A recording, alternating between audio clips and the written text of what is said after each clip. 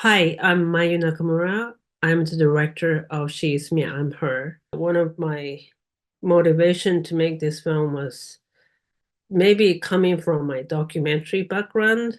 I went to high school and college in London. I was in the English department, but I was part of the film society back then, and my senior was a Christopher Nolan. Anyways, he used to come to film society and make short films. This is before he made the following. But anyway, and after that, I went to study in NYU. I my way of directing in a way is very different. You know, when the pandemic started, I thought, well, I have to make a film about this whole experience because this pandemic really pretty much affected everybody on the planet.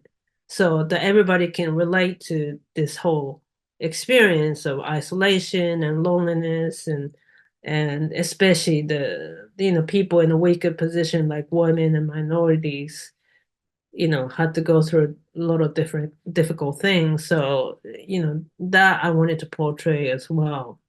And fourth story, the blind woman story, uh it's kind of a spin-off of my other feature film called Intimate Stranger. It's a psychological thriller about a woman, single mother, looking for her missing son, and a scammer, the telephone scammer, approaches her saying that, I know where your son is. So it's kind of a thriller about the relationship between the scammer and this woman.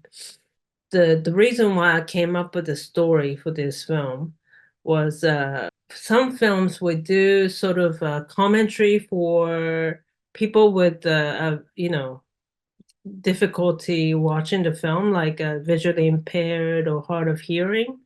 And so I made that version of the film. And in that process, I met a couple of blind people watching my film, which is a very interesting experience.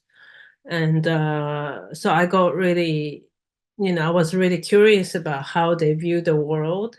So I wanted to do a blind person story, or the blind person kind of taking upper hand of a young scammer.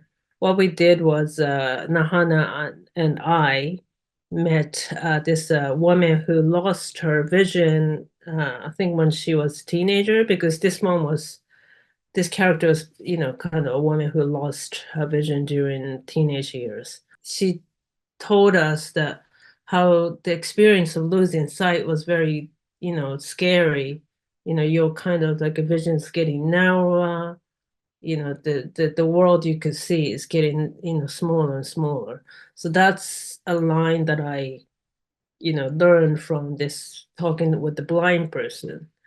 And also, well, something else we did was we went to this place called Dialogue in the Dark. It's a kind of experimental art center where, you go and take a tour in the complete darkness, and then you can experience what it feels like to be a blind. And you're guided by a blind person, and you go around with this like a stick, and you get on a train, you go to a field.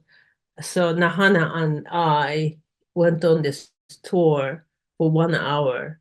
The experience was so, you know, eye-opening. And but we're so exhausted because we just realized how much we are so dependent on our sites.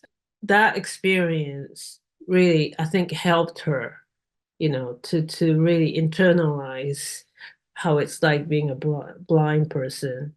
And when I was writing the script, that was really interesting part was, because this was also shot during pandemic, the question of touching was almost the act of trust, because at the time you can't touch anyone, you're maybe, getting germs from other people.